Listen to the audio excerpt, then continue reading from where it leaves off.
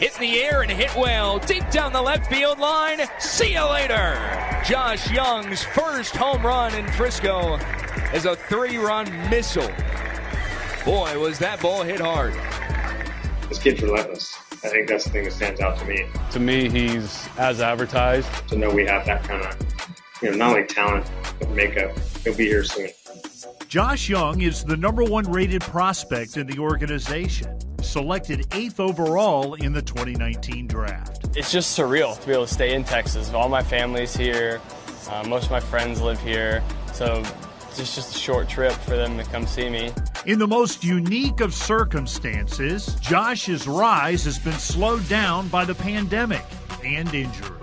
It's just one of those things, you're navigating it along the way. But at the same time, I think the biggest lesson is just be in the moment and embrace where you are right now. I know if I take care of my business here, I'll get my chance one day.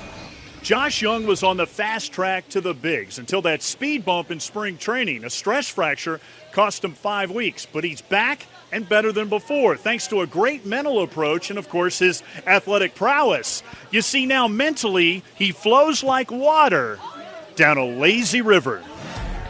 Flowing, be smooth, just ride the wave. When things are going great, it's easy to ride the wave, but when things are going bad, it's kind of hard.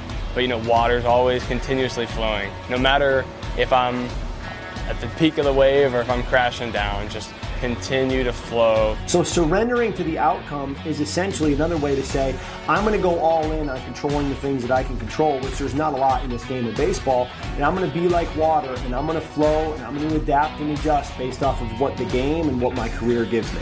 Brian Cain is a nationally renowned mental coach who's worked with U of H baseball, TCU, Kyler Murray, UFC world champions, and Bobby Witt Jr., to name a few. Josh was introduced to the mental game at 11 thanks to his dad, who was a high school coach at San Antonio MacArthur, and then met his online mentor in person years later. We sit and break it down, and for about 4 or 5 hours, I am blown away at this guy's understanding of the mental game and what it takes to be successful after his freshman year of college. So I'm not surprised he got started at such an early age because he's so far advanced when it comes to the mental game. You can literally hit a line drive at 110 and then get caught, and then hit a duck fart at 60 and it fall for a hit. And so you really don't control anything other than how you respond to what's going on. I think that's awesome. I think that's a very appropriate baseball mindset, especially when you consider the number of things that are out of your control. I really enjoy my conversation with Josh because he does speak my language. He obviously understands the game and how hard the game is now and what he has to work on. Everybody says baseball's 90% mental, yet they work on it less than 10% of the time, right? It's a game of failure. There's going to be ups, there's going to be downs, there's going to be injuries, there's going to be successes. And how you process it all properly and continue to compete one pitch at a time is what gives you the best chance for success. Just to keep the mental approach sharp, Josh brings a foam toilet to every game. I haven't really brought it out. It's in my bag just in case I need it. I know people probably think I'm weird when it comes to that stuff. I've been able to control myself pretty well when it comes to my emotions, at least so far. We'll see what happens. Having a physical representation of being able to let go of and flush the adversity is so big in baseball because it's a game of failure. Other Rangers who have bought into the mental game for a significant edge, Nick Solak. First-round pitcher Cole Winn, who's also in Frisco. You will see a deep breath before a pitch or an at-bat. Josh is looking at a very small spot on his bat called the focal point. He's taking a deep breath and trying to finish that breath while he looks at the focal point. One, to bring oxygen in the system, slow his heart rate down, get connected to the present moment, and really tell himself, I'm ready to go out and compete to win this pitch.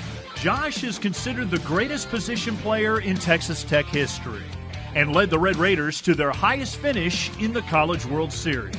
His brother Jace matched Josh for Big 12 Player of the Year. Being able to train with my brother, incorporate him into my routine, stuff that I've been learning, it paid off in a big way for him. I'm not going to take all the credit. I'll take a little bit of it. Imagine the two in the big leagues together, maybe even with the Rangers. Growing up, playing all the wiffle ball games in the front yard and destroying all the grass in the backyard, and all the hard work that we put into it, it would just be surreal for us, for the family, for whoever's involved. It would just be really, really special.